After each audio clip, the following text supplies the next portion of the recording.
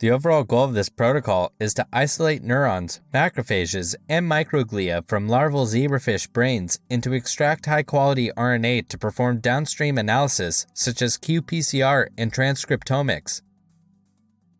Transgenic larval zebrafish are a powerful tool for live imaging and provide us with the opportunity to observe individual cells like microglia in their living environment over time.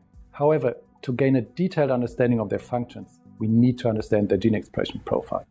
And our isolation and sorting protocol is designed for this purpose. The main advantage of this technique is that it can isolate different types of cells from the central nervous system with minimal modification to their gene expression profile, so that cell functions and properties can be characterized. The efficiency of this protocol is reflected in its efficacy.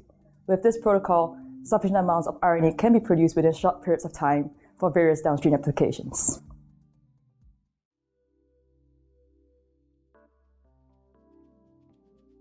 After raising zebrafish embryos in E3 medium containing PTU according to the text protocol, use a fluorescent stereo microscope to screen larvae at 2 dpf for GFP-positive macrophages and microglia and DS-red positive neurons.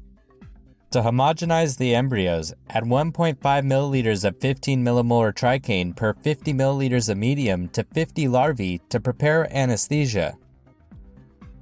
Then use a 3 milliliter Pasteur pipette to transfer 10 larvae at a time into a 55 millimeter petri dish filled with ice-cold E3 medium with tricaine to terminally anesthetize them. Under a stereo microscope, align 10 larvae in the center of the petri dish. Then using surgical microscissors, transect the larval heads above the yolk sac.